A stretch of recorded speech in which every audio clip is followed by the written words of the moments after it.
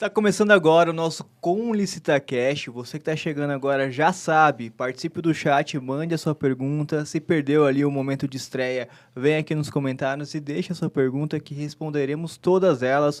Hoje falaremos sobre licitações para a pessoa física e a Boa. experiência do MEI, né, Antônio? Como é que você está, Antônio? Tudo bem com você?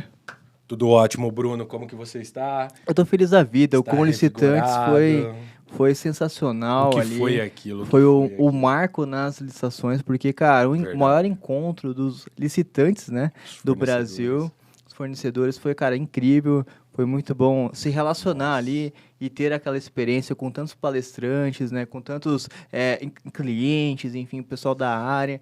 Achei muito bacana mesmo. Foi E, muito bom. e se Deus quiser aí, a gente já vai, nesse próximo ano que está por vir, né, repetir a dose, com certeza. Quase estamos criando uma tradição, né, Bruno? Com certeza, com certeza. E hoje, né, Antônio, para a gente poder cumprir com o nosso propósito e tratar de todos os diversos temas, né, relacionados à área de licitação, trouxemos ele para falar sobre esse assunto que é tão bacana, né? Ele tem uma experiência vasta referente a esse assunto, vários cases de sucesso também, que está no Gol também, Está no gol. está no Gol ali falando sobre licitação para pessoas físicas ali, criando ali situações ali que ele passou, né? Então, apresente o nosso querido e ilustríssimo convidado, por E gentileza, o Antônio. bom é que o nosso convidado de hoje, ele tem não só a teoria, como ele também tem a prática, tem a vivência dos dois lados, implantando e tudo mais. Então, é uma pessoa que tem muito a agregar conosco. Já é famoso, aparece na televisão, verdade, né? isso é verdade. Eu ainda não cheguei nesse nível. Por enquanto, só YouTube. Daqui um pouco,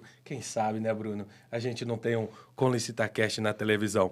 Mas vamos lá, o nosso convidado de hoje é o Matheus Delbon. Ele que é administrador público, advogado, possui credencial em liderança pública pela Harvard.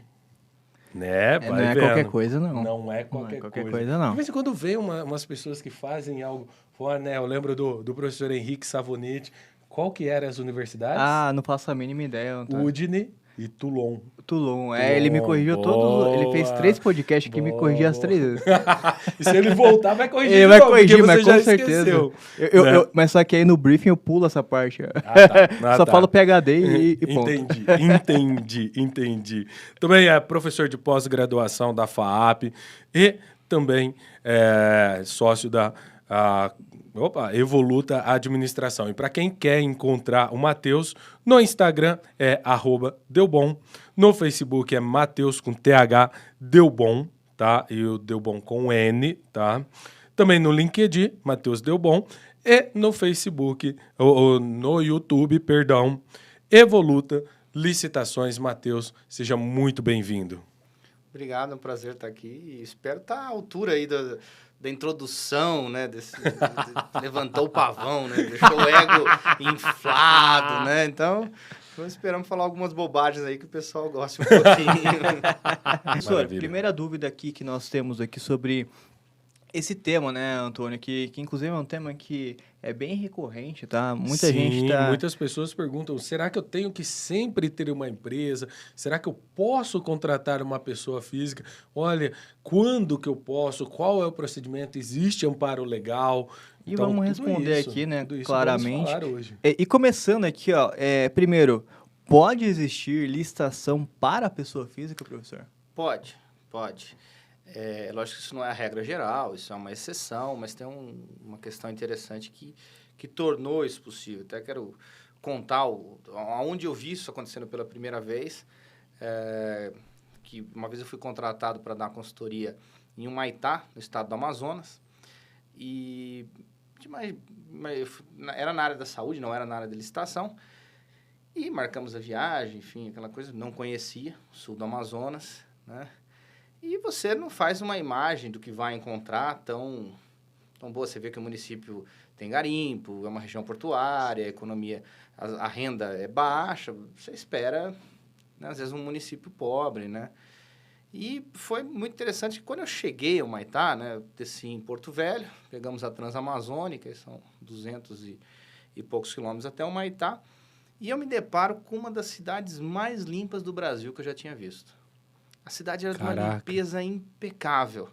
Era uma cidade pobre, que tinha suas dificuldades, então havia muitas ruas sem guia, sem calçada, mas a limpeza era impecável, tudo era limpo, as praças eram impecáveis, Beleza, a gente foi lá na Secretaria de Saúde, começou, e eu querendo saber imaginando como que uma cidade com pouco recurso...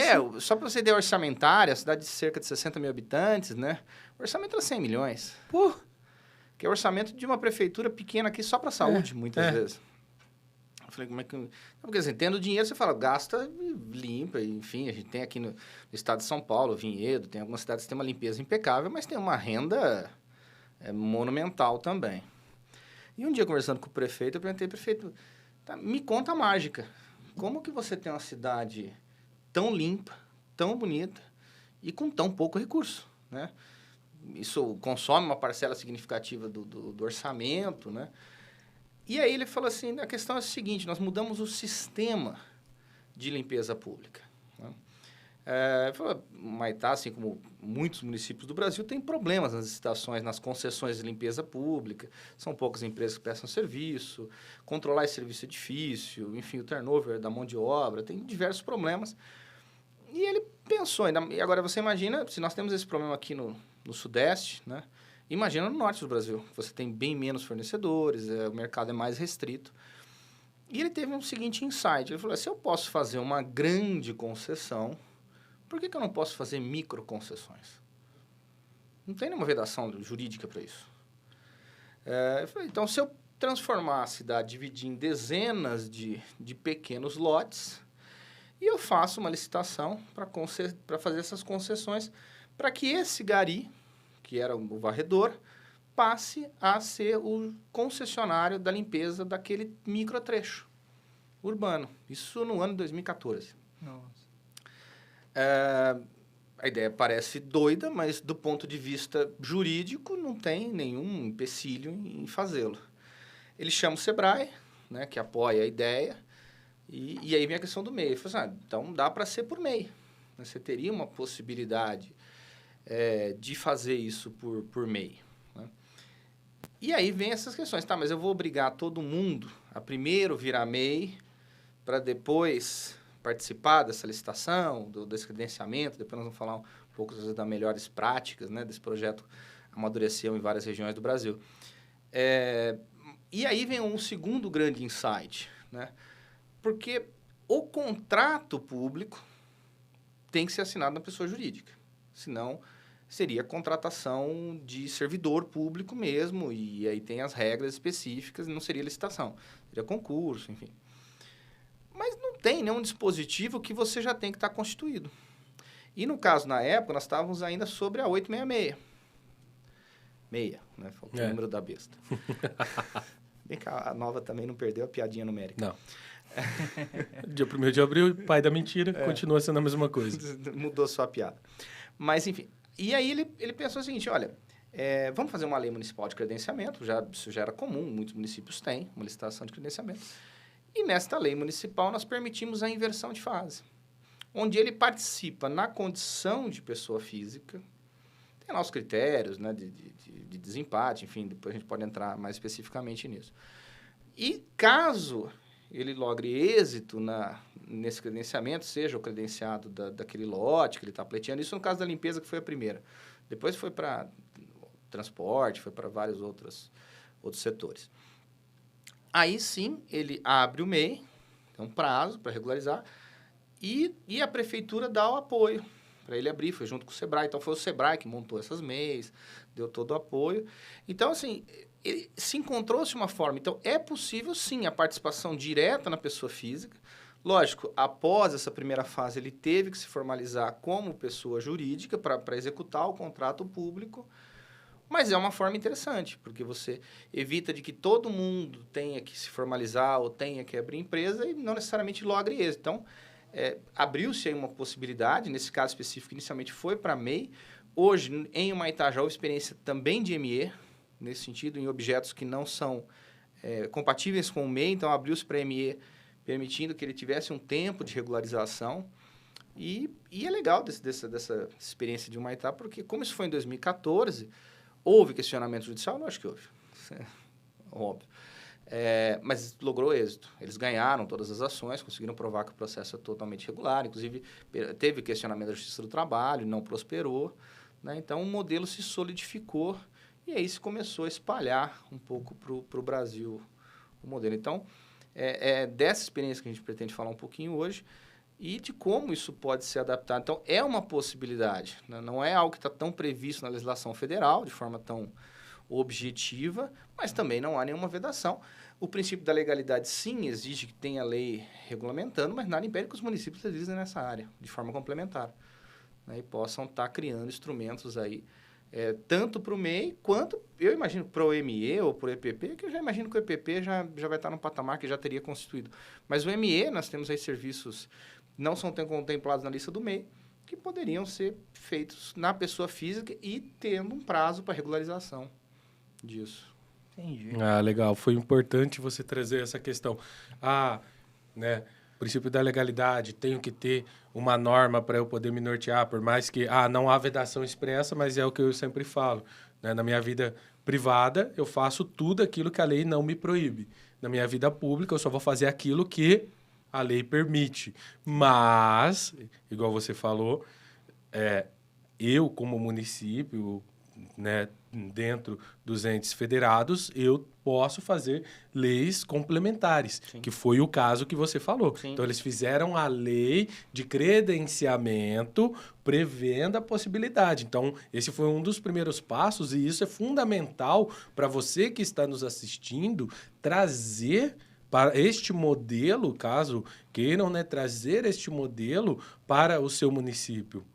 Porque eu tenho que ter uma norma e eu, como município, eu posso legislar ali suplementar. Eu só tenho que tomar cuidado como que eu vou construir isso. Por isso que não é simples. Por exemplo, se você chegar e falar, Antônio, faça, com certeza vai dar ruim, porque o Antônio não é um advogado. Seria o jurídico do município conversando ali para poder fazer essa lei e verificar até que ponto ele pode chegar Sim. dentro dessa legislação complementar. E é justamente essa lei municipal que vem evoluindo. Né? O Maitá, a primeira era simples, teve falhas, teve questionamentos, tiveram ajustes. Isso é natural de quem ousa, de quem sai na frente, de quem inova. Para que se destaque é martelado, fato. Ele ganhou até por jus esse projeto, deu ao prefeito Dedê, na época, o prêmio de prefeito empreendedor pelo Sebrae. Boa. Porque depois nós vamos falar das externalidades que esse tipo de projeto gera, que eu acho, e aí é a parte que eu acho mais bonita desse tipo de projeto. A última lei que eu sei que foi aprovada nesse sentido, acho que tem uns 2 ou 3 meses, foi Diamantina, Minas Gerais, a gente até participou um pouco do processo, copiando ali de Tamarandiba, de outros municípios ali do Vale de Jequitinhonha, e eu acho que cada município apanha um pouquinho, melhora aqui, ajusta ali. Então, é um processo em evolução, a ponto, por exemplo, da lei de Diamantina, a gente ter enviado ao prefeito de Humaitá para rever a dele. Então, embora ele é o criador do projeto, a evolução se dá nacionalmente, cada município contribui um pouco. E eu acho muito importante nós lembrarmos isso, né? Em matéria de licitação, o município tem sim alguma capacidade legislativa, né? Porque o município tem capacidade legislativa complementar. Né?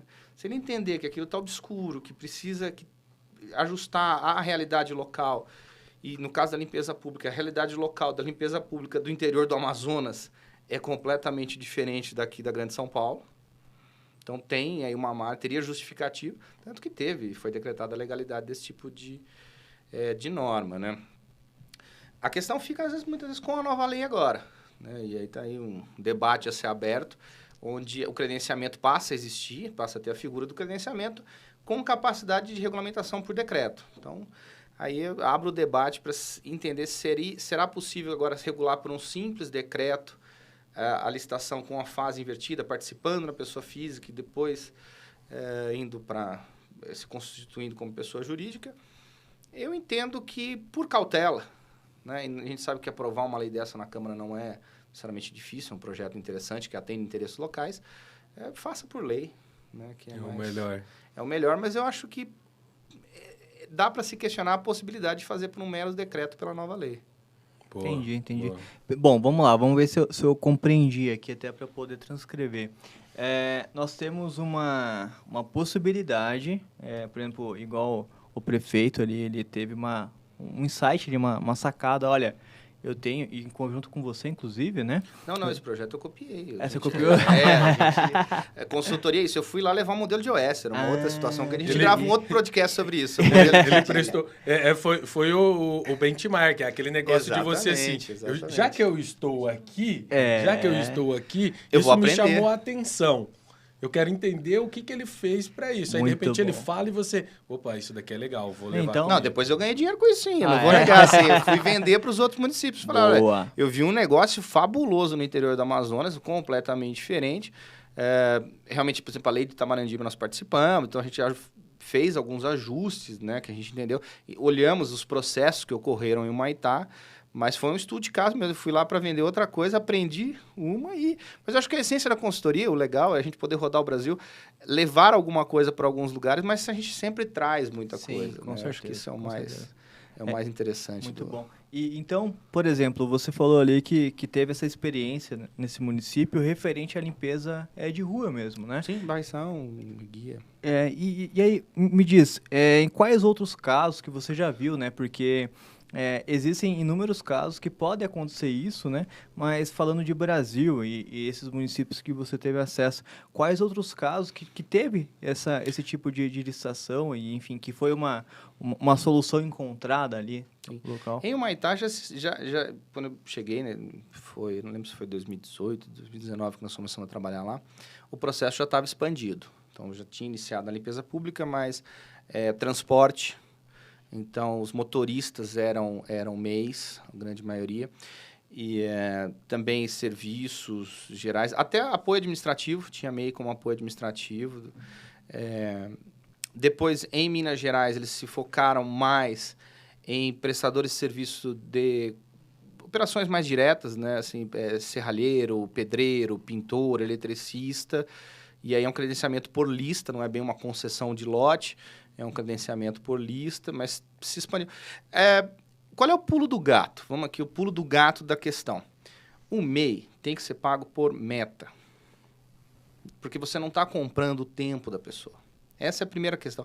E essa é a razão de Humaitá ser tão limpa. Porque o credenciamento foi feito com critérios de pagamento. Se você atingir o nível A de limpeza, o nível máximo, eu te pago X. Se for o B, X menos, e assim sucessivamente. Então, a grande questão é essa. Ele é pago por produtividade.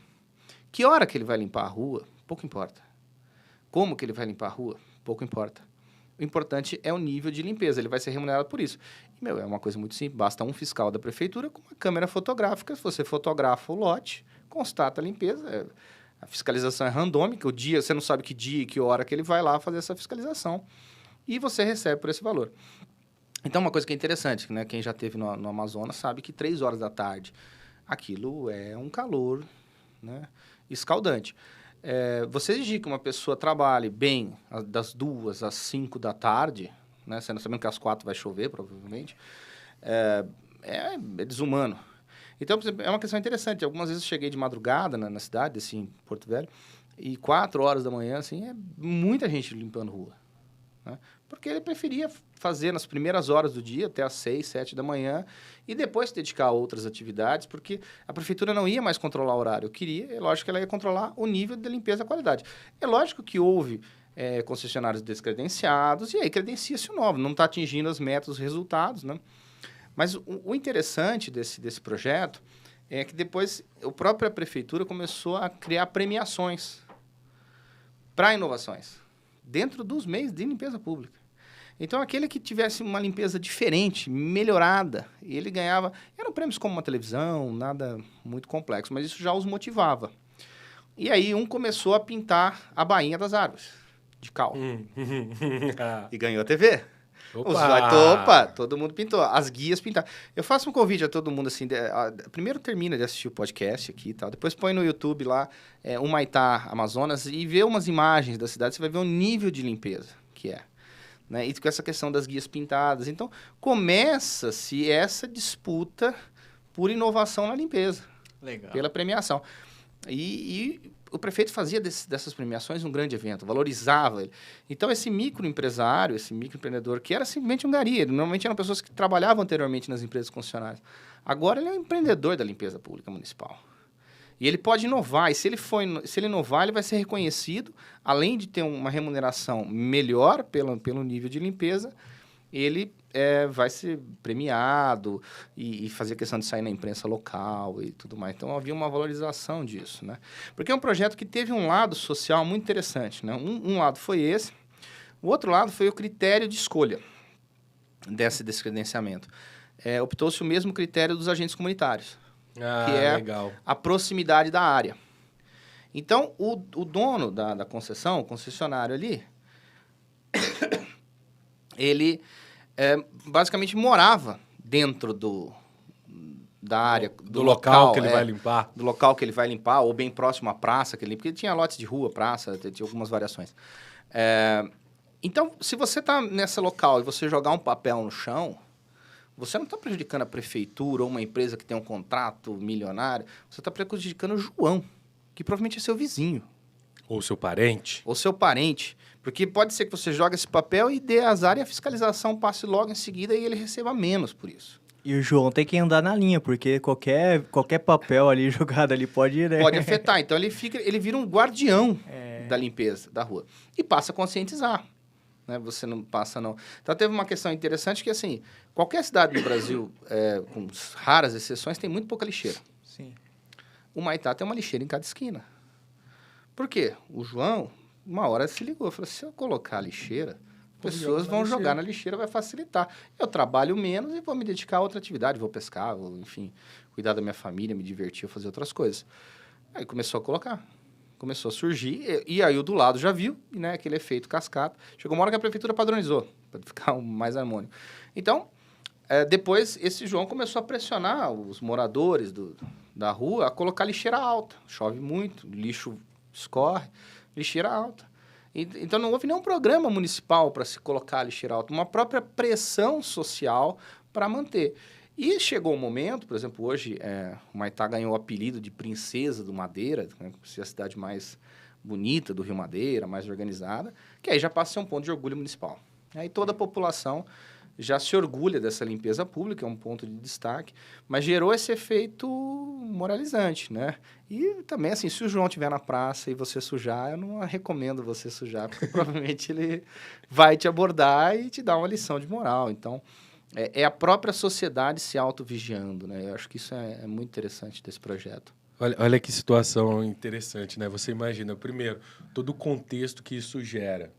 Imagina, não é que aquela pessoa não iria trabalhar, talvez ela iria trabalhar para uma empresa. Ok, aí podem ter pessoas nos assistindo e falando assim, então vocês estão fazendo apologia ao invés de contratar CLT, fazer MEI. Gente, não é nada disso. Veja, ela poderia ser contratada por uma empresa. Se ela fosse contratada por uma empresa, ela receberia por hora. Por hora. Agora, imagina, ela teria que trabalhar 8 horas para receber um salário.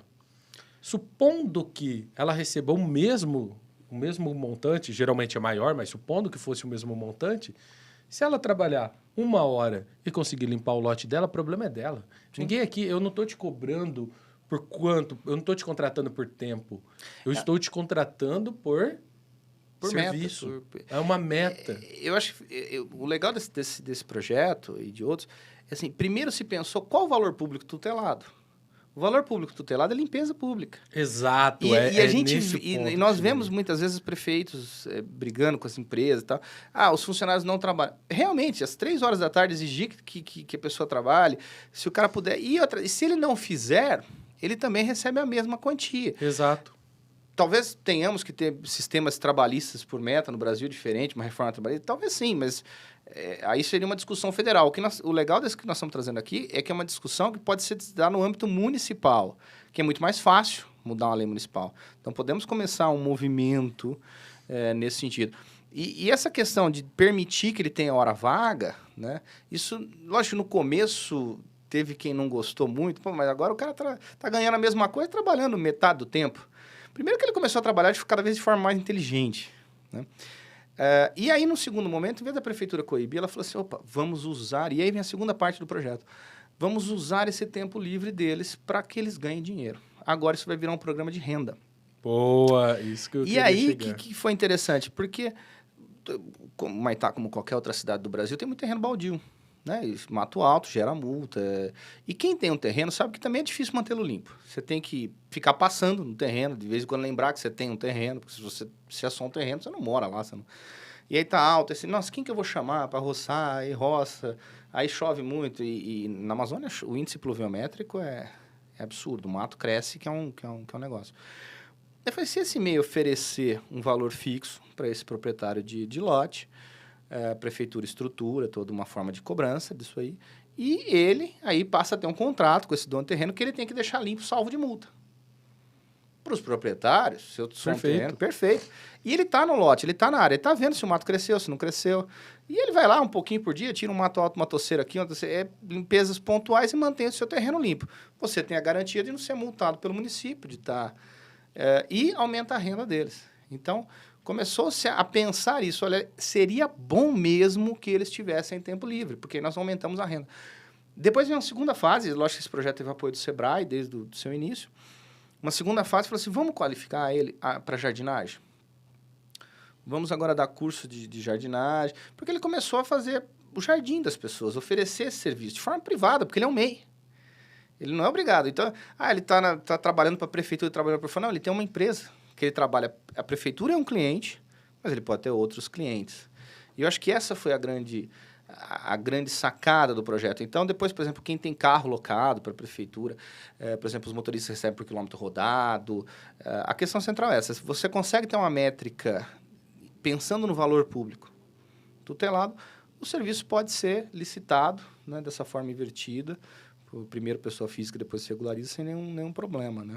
O que é interessante ali é a gente pensar, né, Matheus, na distribuição de renda. Porque imagina, você falou, né? 100 milhões para uma cidade de 60 mil habitantes, isso no total, não é ali. Então imagina, por mais que quem esteja nos ouvindo possa pensar, 100 milhões é dinheiro pra caramba. Sim, concordo, é dinheiro pra caramba. Para uma pessoa física como eu, como o Matheus, o Bruno. Não, agora, para vamos lá, né? Ambulância, imagina, que é um negócio ambulância, legal. Isso é muito massa. Lá tem ambulância na Amazônia. Então, o que acontece? Você cria um programa de distribuição de renda que, como efeito colateral do programa, entre aspas, efeito colateral, tá? Você tem uma garantia de que aquilo vai estar limpo, uma garantia de que eles vão fazer e mais, você distribui mais renda. Porque imagina, se ele consegue limpar, vamos supor, limpa em 2 horas. Ok. E a quantidade de pessoas vai ser baseada na quantidade de lotes que eu tenho. Essa pessoa que limparia aquele pedaço em 2 horas vai ter que limpar um outro pedaço e outro pedaço. Então, no lugar que eu teria eu vou ter mais de um. Mas isso é danoso. Depende. É danoso para o erário. Depende de todo o projeto, depende do que você fez. E mais, tem uma questão social. Sim. Talvez essa pessoa que está trabalhando aqui, se ela não estivesse trabalhando aqui, ela estava recebendo uma cesta básica, estava recebendo qualquer outro tipo de auxílio, porque não tem emprego. E o município está tendo que criar programa social. Assim, ele está resolvendo problemas naturais do município, na questão aí da zeladoria, são problemas fazendo algo social ao mesmo tempo. Perfeito. No caso específico de Humaitá, ele foi mais barato, gerou economia. E o projeto nasce para gerar economia. Esses efeitos foram sendo identificados ao longo e foram efeitos positivos. Tanto que o modelo mineiro já ficou um pouco diferente, porque já se viu esse efeito colateral. Falou, isso aqui nós já temos que se preocupar efetivamente com esse efeito colateral, porque a gente quer esse efeito colateral. Nós estamos falando de implementar no Vale do Jequitinhonha, região mais pobre do Brasil. Itamarandiba, para quem não conhece, é um município de região carvoeira do Brasil. Com certeza você já viram algum documentário aí sobre a extração de carvão ali no norte de Minas, sul da Bahia.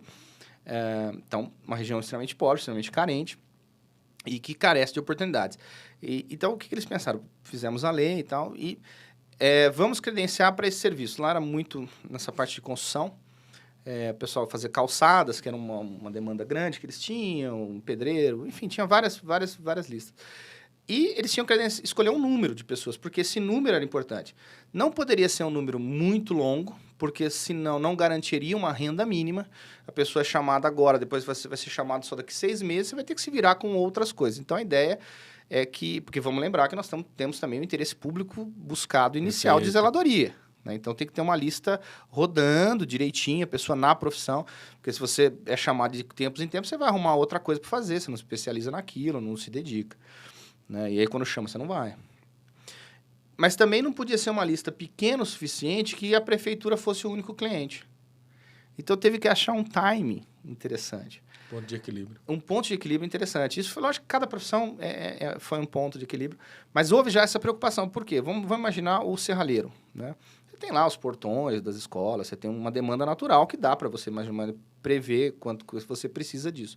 Mas fala, vamos credenciar, vamos rodar para que ele trabalhe 2 semanas para a prefeitura, 1 semana, 3 semanas, aí deu uma oscilada.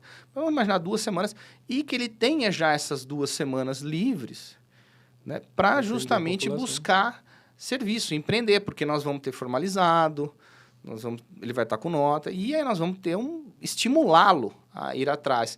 Mas nós, poder público, garantimos como se fosse um programa de trabalho mínimo. A gente fala muito em renda mínima, esse é um programa mais parecido com o trabalho mínimo. Eu te garanto um mínimo de trabalho, um mínimo de demanda. Eu, como grande comprador, né, nesses locais, a prefeitura é o maior movimentador de recursos, o maior comprador, que garanta um ponto de equilíbrio. Então, já foi uma variação já buscando esse ponto de equilíbrio. Foi bem interessante. E é legal a gente falar, né? Às vezes a pessoa olha e fala assim, mas se ele colocar só MEI, não há retorno de impostos, porque MEI não paga imposto. O que ele vai recolher ali é a questão da seguridade. Ok. Mas outras empresas pagam impostos e se for serviço, retorna automaticamente para mim. E vamos imaginar que ele vai crescer. Não só isso, mas imagina, o simples fato de eu gerar renda, imagina o seguinte, a gente tem que pensar na cadeia, imagina, se o Antônio ganhar mais, o Antônio consome mais, Sim. E o Antônio vai consumir produtos e serviços que geram imposto, em especial serviços, vão gerar imposto para ali. Então, não é só, igual no caso do Amazonas, não é só o pessoal ali que está fazendo, mas também tem o pessoal da padaria, que vai ter mais consumo, vai ter o pessoal de loja de roupa, o pessoal dono de outros estabelecimentos comerciais, porque tudo que você gera renda para a população, isso faz girar o comércio e, indiretamente, faz girar todo o ecossistema ali. O que a gente sempre, quando está fazendo uma análise, isso é até um pouco técnico, tá, pessoal? Quando você está fazendo uma análise ali para a distribuição de renda, um dos primeiros fatores que você analisa é, beleza, como que eu posso fazer isso daqui girar? Como que eu posso fazer isso daqui se tornar algo perene de tal ponto que ele vai ficar ali sozinho, sustentável? Talvez não tenha sido este o objetivo inicial lá, mas percebeu-se que, poxa, estamos diante de uma excelente ferramenta, não só de distribuição de renda, como também a questão da limpeza, que é algo inerente que eu tenho que fazer, como também algo para fazer girar todo o ecossistema e como um efeito, abre aspas, colateral, até de conscientizar as pessoas. Porque, como o Matheus falou, não é tipo a prefeitura que está limpando. Porque ninguém olha, não fala assim, vamos supor, você é a empresa contratada por mim. Ninguém fala, não joga aí não, porque senão a empresa... Não, que empresa? É a prefeitura.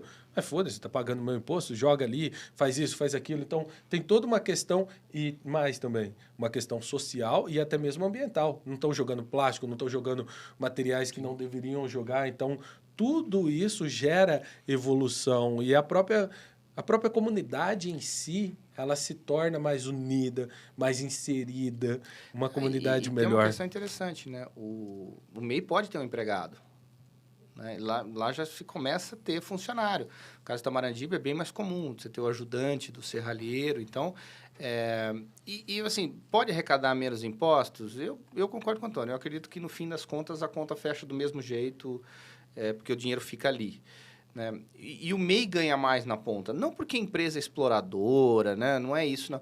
Mas, assim, qualquer empresa, né? A maior parte das pessoas que acompanham a Conlicitação aqui são empresários. Sabe do custo administrativo que você tem que ter. Exato, eu iria falar isso, o custo da estrutura. Você tem uma estrutura montada, você paga impostos e, realmente, a lei brasileira dá ao MEI um tratamento diferenciado.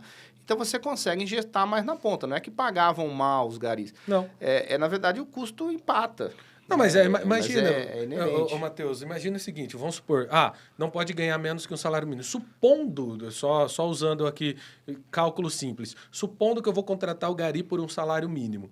e supondo que eu vou contratar o MEI por um pouco a mais do que 10% a mais do que o salário mínimo. Ok. Aquela pessoa que eu contrato com salário mínimo, ela sai pelo menos 50% a mais do que o valor do salário mínimo só de encargos sociais. Isso eu falando de encargos. Ok. Depois eu ainda tenho todo o custo administrativo, tenho toda uma cadeia. Então imagina, para cada funcionário que eu vou pagar R$1.000, ele está saindo para mim, em média, 2 e pouquinho. E isso eu vou repassar. E quando você olha para o órgão público, ele vai pagar ele vai pagar 2 e vai ter E todo esforço de controle, né? Porque Sim. como o controle por hora é um controle difícil. Claro. Você tem que ter lá o supervisor dessa equipe que vai levar, que vai controlar, que vai ficar no pé que você está enrolando, que o outro não está. Quando tem hora extra, isso vai aumentar o custo.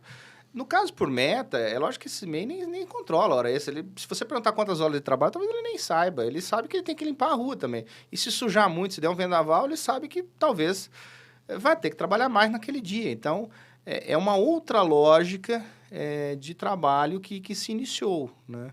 E com sucesso, com êxito, né? De uma forma bem diferente. Agora, vamos passar para uma parte, às vezes, mais técnica aí do passo a passo, né? O que é interessante disso, né? Você brincou lá de Harvard, mas se tem uma coisa que eu aprendi em Harvard que vale a pena ser falado em todo lugar, é que toda política pública tem 3 eixos. E essa tem, por isso que ela deu certo. Que é tecnicamente correto, que é o que a gente veio falando até agora aqui. O outro grande eixo, né, é que ela tem que ser organizacionalmente implementável. Né?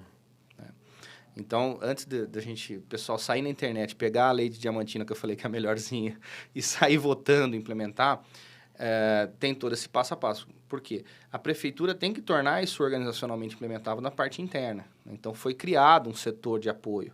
Temos órgãos como ajudar, como o Sebrae, enfim, existe toda essa estrutura.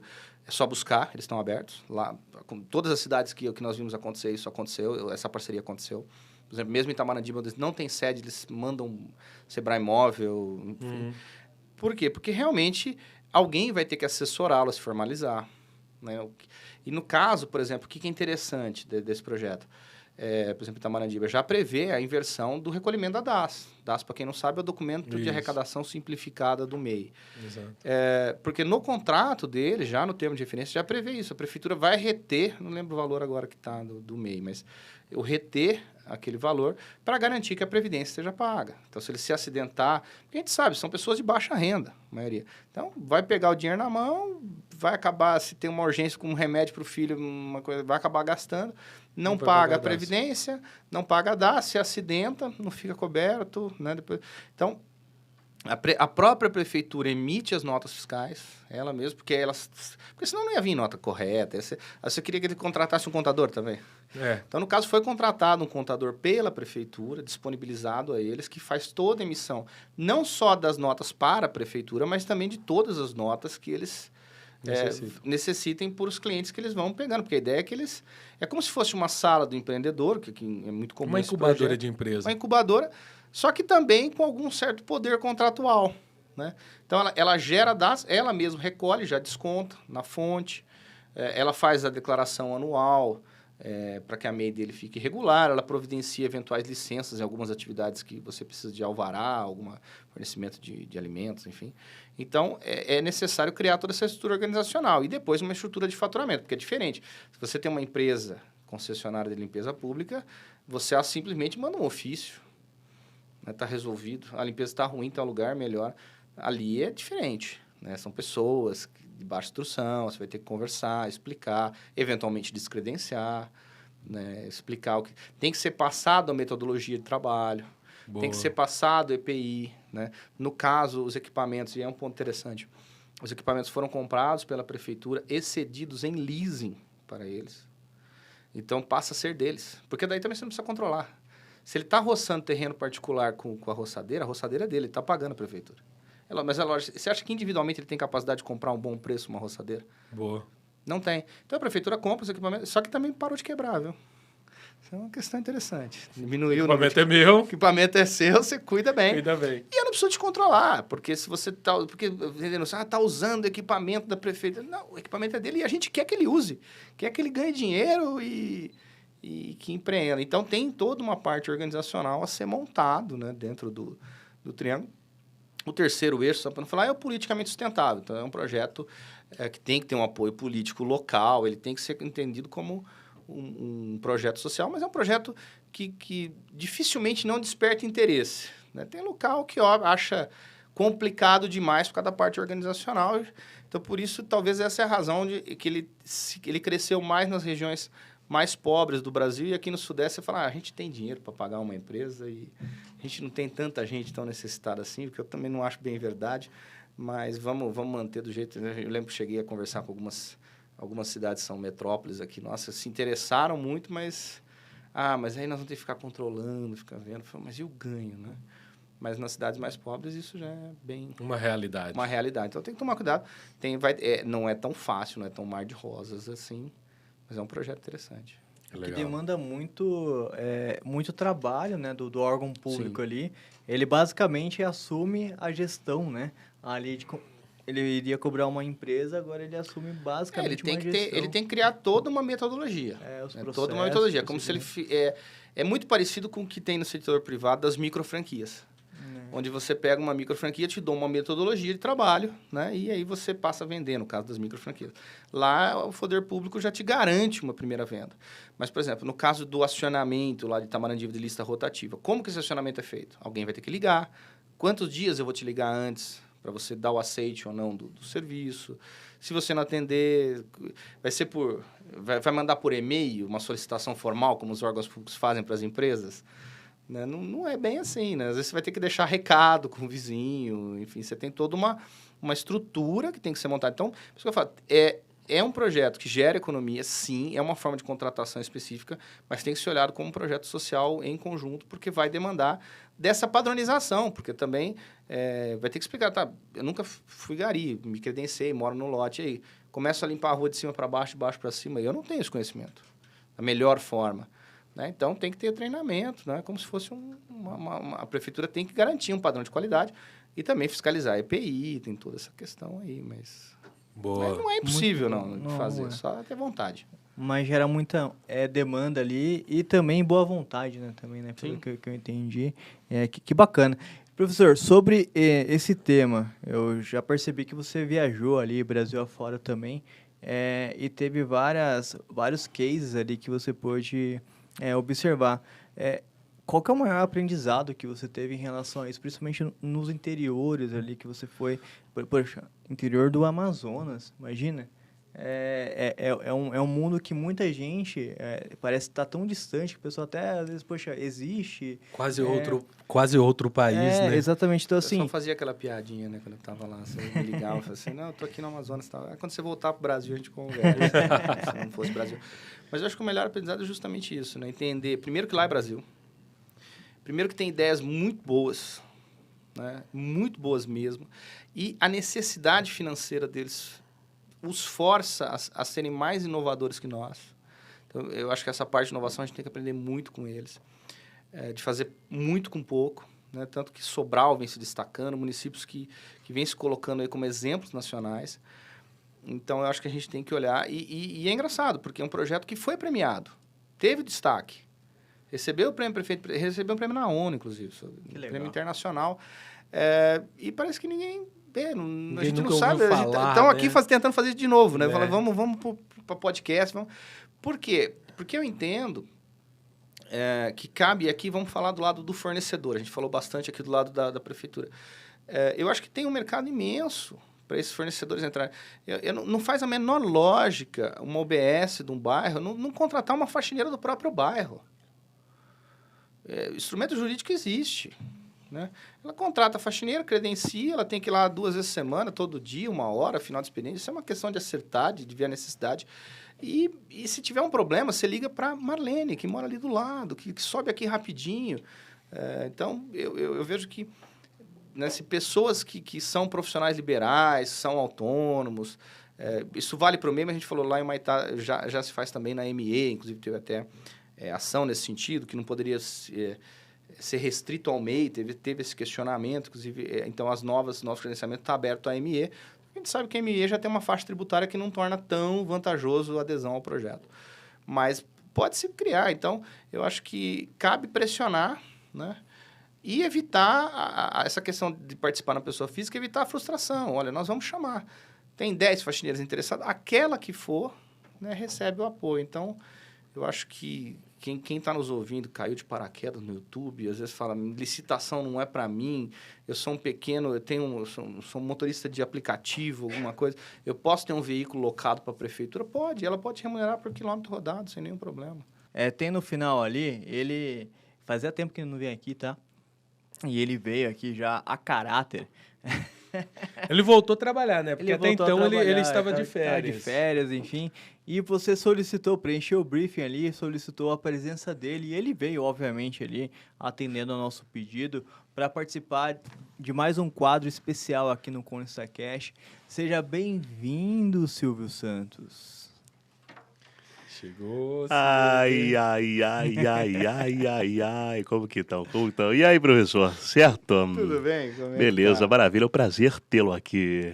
O prazer é meu. Que bom. E aí, Bruno, tudo bem? Tá Antônio? tudo ótimo. Tudo ótimo. Depois bom. A gravata dessa verde é aula. por causa do dinheiro, do valor. É verdade, por é a esperança, dinheiro. né? A esperança. esperança. Esperança de um país melhor. Ah, muito bom, Legal, Silvio. legal. Muito bom, Silvio. E, Silvio, por que você está vestido dessa forma? Que hoje tem o CAL, né? Vai ter o O CAL. que é o CAL, Silvio? É o Central de Atendimento ao Licitante. Olha só. Boa. É bom. Aliás, meu fone tá por ali. Meu fone. Geralmente você Achou anda o com fone? o microfone. Achei. Cadê o microfone? Hoje né? você tem um fone. É verdade, o Silvio Santos moderno. Moderno. Moderno, versão 2020. Já, Depois- já se perdeu. Já me perdi. Já se perdeu. Com 80 anos já de carreira. Já. Já se Tentando de perdeu. carreira não é fácil, né? Já trabalhei muito na minha vida. Esse quadro aqui, obviamente, é o de férias com o Silvio, mas eu não tô de férias, né? Voltou É agora. o de, olha Você lá. não tá mais de férias não, Silvio. Você pode, De você férias pode com largar o a mão Silvio. aí desse quadro aí, viu? É verdade, né? É Você verdade. pode largar a mão aí. Bem bolado, né? É verdade. Ele pensa que tá de férias, mas não tá não. Não, tá, hoje- voltou. hoje- Acabou o Covid, volta. É verdade. A gente trabalha bastante aqui, né? Com alegria. Vamos lá, Silvio, então. O que você preparou pro nosso querido convidado? Bom, para o nosso querido convidado, hoje a gente vai fazer aqui como se fosse o quadro da Marília Gabriela. É o de férias com o Silvio, mas eu vou jogar algumas coisinhas e você responde já na lata. Frases curtas. Eita. Tá certo? Vamos lá. Então vamos começar. Você está preparado, professor? Acho que sim. Aí! Então vamos lá. Matheus, deu bom. Vamos lá. Pessoas físicas em licitação. Pode. Pode. Boa. Aí, muito bem. Exemplo de liderança é.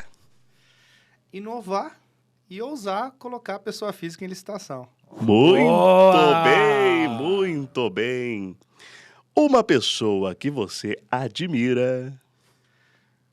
Olha, eu acho que o brasileiro que ao abrir um programa como esse de licitação para pessoa física vai lá, dá o seu melhor e muda a vida das cidades. Boa. Muito bem, muito bom. bem, muito bem. E essa aqui. Essa aqui é uma sacada muito boa. Lá vem. O que o Portioli aprontou dessa vez? Matheus deu bom. Se alguma pessoa quer saber se algo deu certo, pergunta pra você. Matheus, deu bom? Cara, eu escuto essa piadinha desde que eu sou criança, cara. Esses dias minha filha veio da escola, meu filho lá, que começou com ele já. Então já tô passando É pra mesmo? frente. Então, Já cansou Então, de assim, ouvir? no podcast 2050, que vocês vão chamar um dos meus filhos aqui, a piadinha vai ser a mesma. Mas assim, se der bom, deu bom, né? Tá bom, tem que sempre dar bom, né? É verdade. O Matheus hoje não veio por quê? Porque deu ruim. Olha, esse sobrenome ajuda o comediante, viu? Ajuda. Já tá pronto ali Tudo pra aquelas gente. variações mais sexuais aí que... Isso aí a gente pula. O pessoal era criativo, né? Deu e achou bom. É verdade. tem isso, Você sofreu na cara. escola. Sofri Você sofreu na escola. sofri na escola. Era o Mas bullying. Você foi Era forte. uma outra época, né? Eu sou de 79, É né? Então verdade. o bullying era normal. Era né? normal. Então, aqui para finalizar, Matheus deu bom para Matheus deu bom. Por Matheus deu bom, né?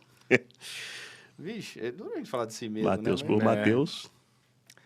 Eu acho que, assim, alguém tem muito orgulho de ser administrador público, porque eu acho que é através da administração pública que nós podemos mudar o país. E a administração pública não são só políticos. Então, eu acho que é muito legal estar numa casa como Com Licitação, porque as empresas que prestam serviço, o ecossistema, se for uma coisa mais consciente...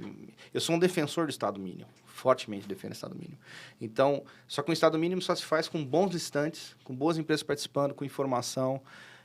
Então, eu acho que é muito importante isso que a gente está fazendo aqui. E eu, por mim mesmo, falo assim, sou muito honrado de poder estar em harmonia com vocês aqui, da gente defender uma administração pública descentralizada, com bons fornecedores, porque, o Antônio vive brincando nas piadinhas lá. Quando a gente fala que trabalha com licitação, fala, é máfia, né? Aquela história toda que a gente conhece lá. E eu não vou dizer que não tem, né? Mas o que eu falo para todo mundo, o Brasil é muito grande. Nós somos em quase 6 mil municípios. Se a gente duplicar esse número por causa das câmaras de vereadores, aí você vê o universo, mais as autarquias, as empresas públicas, o universo. Então, assim, se 10% for ruim, vai ainda sobrar muita gente boa para a gente trabalhar, para ter licitação séria e para prestar serviço. Boa. É verdade. Muito bem. Muito bem. Que bom. Foi muito sério aí, quebrei as piadinhas. Não, mas é importante porque a gente relata isso aqui, professor, porque existe, né, o Antônio, ele vem da área pública, mas também trabalha também ensinando fornecedores, né, e você também, obviamente, mas o que a gente trabalha aqui é que existe uma certa rixa, né? Lado A e lado B, eu sou fornecedor, Exato. ou eu sou gestor público.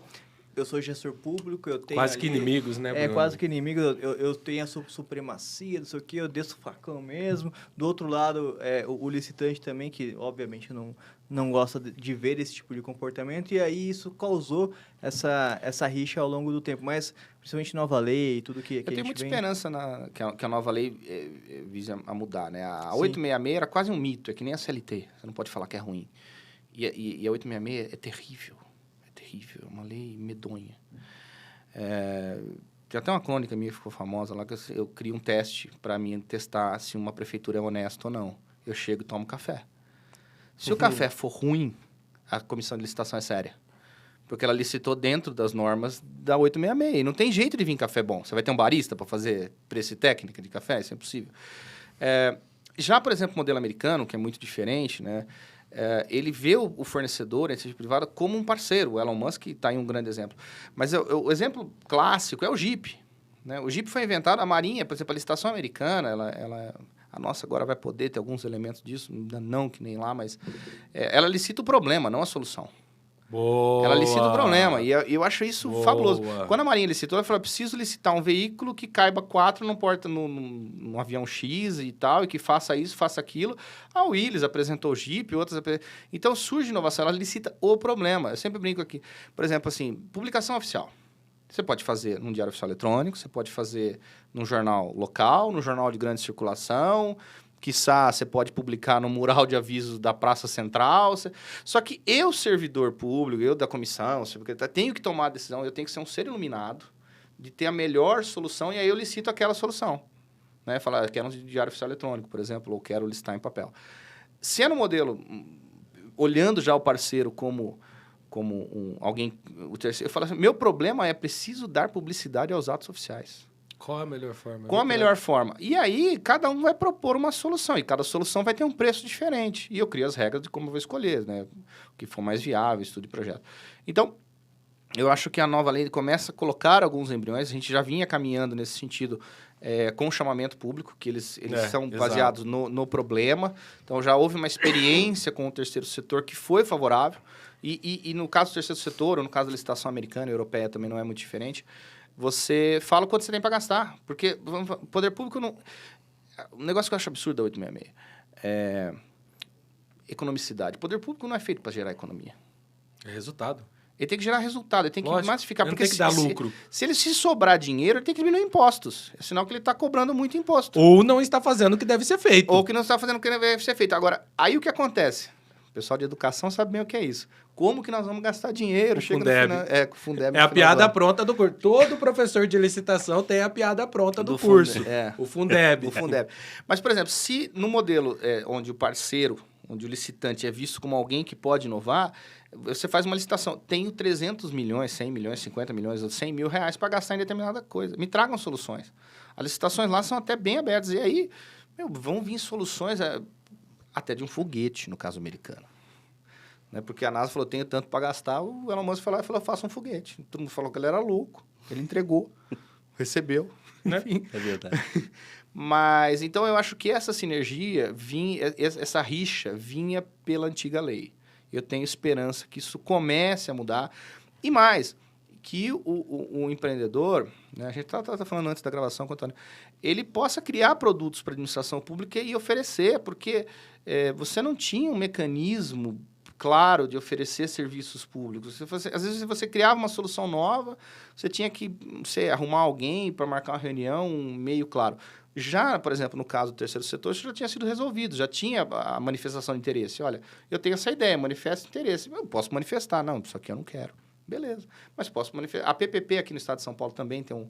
Isso é importante, o que o Matheus falou, 2 pontos que a lei traz claramente isso, o diálogo competitivo e o próprio PMI. E mais, a lei traz muito forte a questão da governança e da gestão.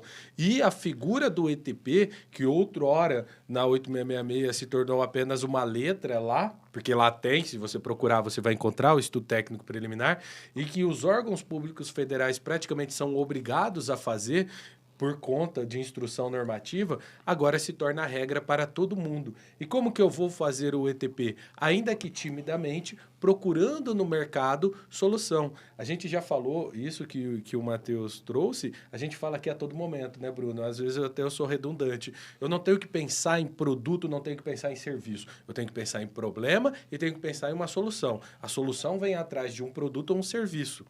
Tá? Então, é isso que eu tenho que pensar. Eu, servidor público, tenho que começar a pensar assim. Eu, fornecedor, tenho que começar a pensar assim. O Matheus tocou num ponto aqui muito interessante, que é a questão de a inovação, de como que eu vou trazer a inovação e tudo mais, como que eu vou apresentar isso para o órgão público. E nós estamos fechando com o Edu para ele trazer a questão das startups, que vai bem de encontro com o que o Matheus falou. De Inovação, eu trazer algo inovador e apresentar isso para o mercado.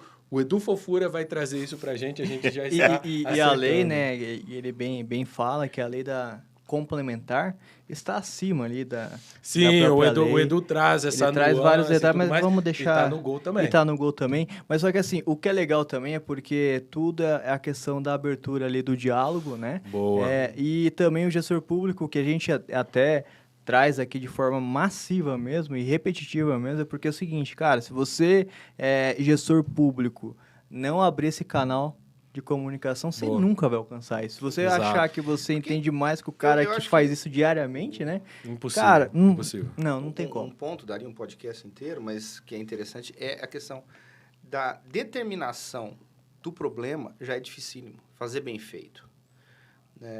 Existem técnicos, muitas vezes a gente é contratado para identificar a causa raiz. E é muito difícil. Verdade. Esse mundo da startup vive nessa questão da causa raiz, mas isso é uma técnica, quem estudou administração, o clássico Ishikawa e tal, lá, esse Mas você conhece alguma prefeitura que faz? Não, Alguma isso. que faz? Nem aí se conhece alguém chuta o problema. Eu acho que o problema é isso. Então eu acho que a solução é aquilo. Comissão de licitação, licita isso. Aí licita, eles fazem, só que vamos supor, a gente faz esse Ishikawa, um hospital filantrópico, né? Você tem 15, 20 eixos de problema.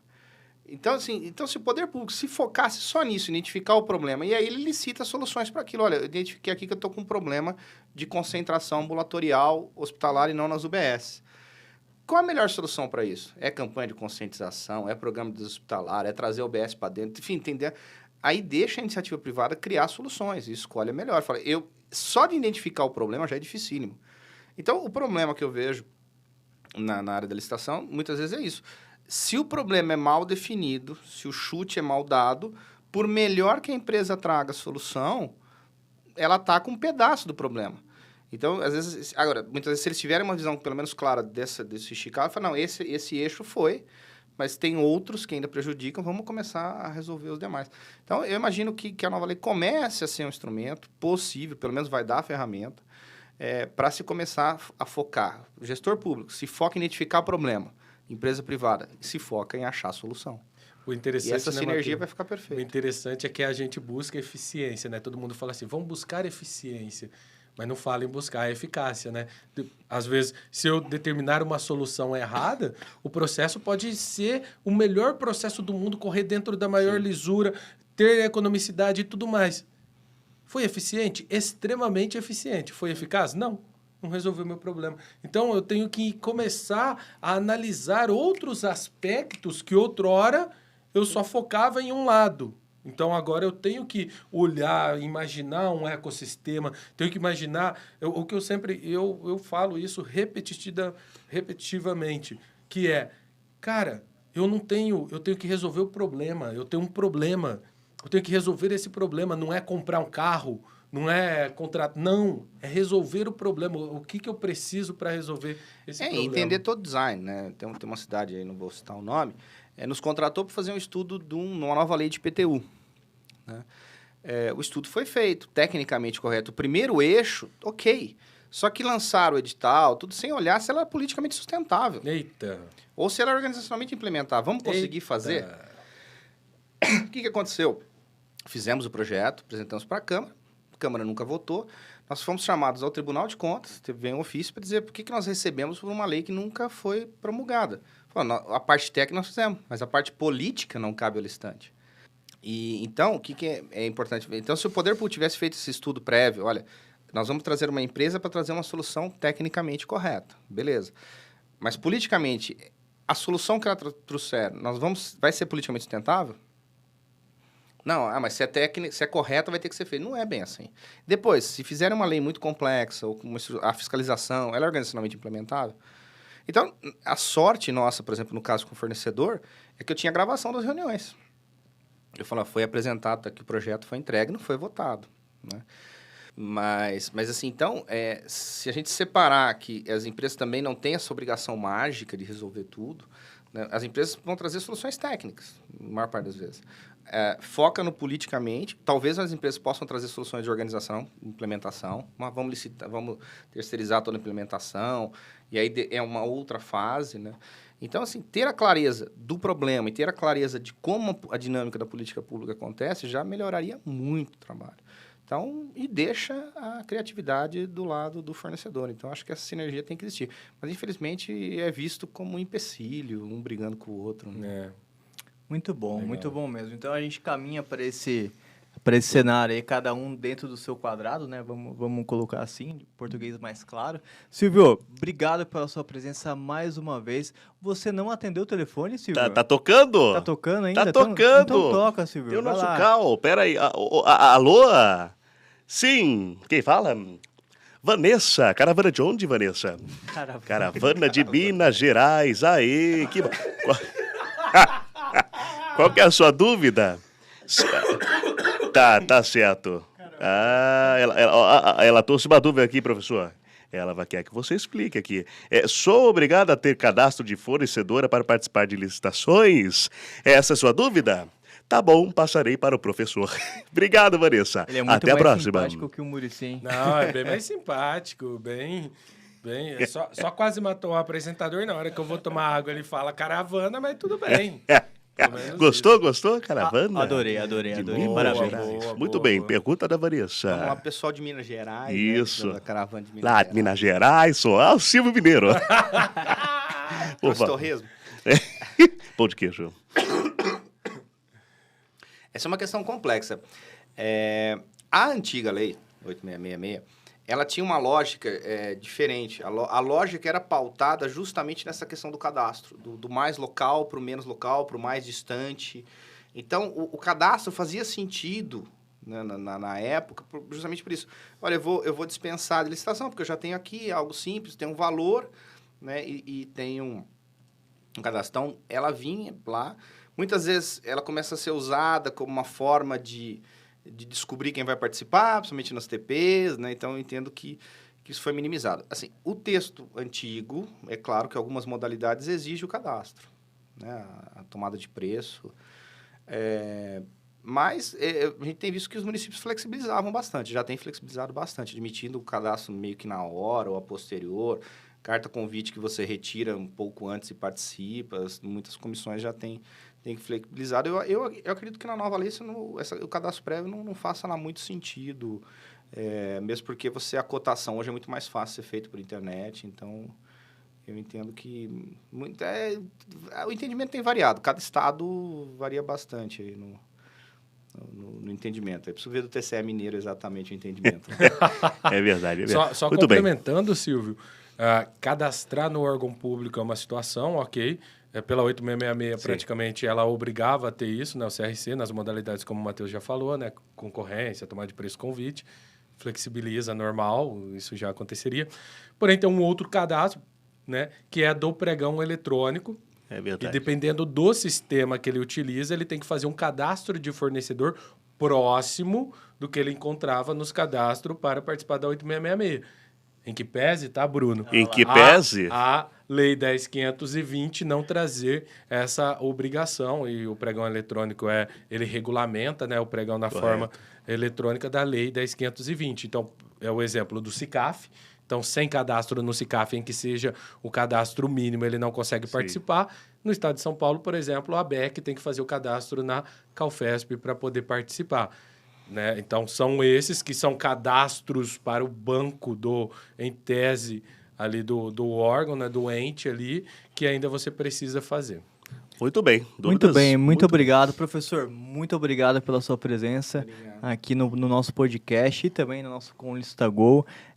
Para todo mundo que nos assistiu aí, se tiver qualquer dúvida, pode mandar aqui agora, né? Finalizando o chat, você pode mandar nos comentários. E Silvio, obrigado mais uma vez pela presença, Antônio.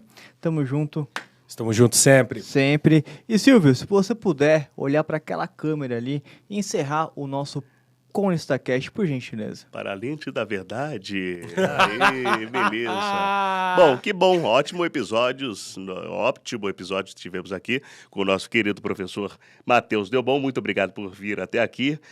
Seja sempre bem-vindo à nossa empresa, ao nosso podcast. Antônio, Bruno, muito obrigado novamente. A gente que agradece. Obrigado, chefe.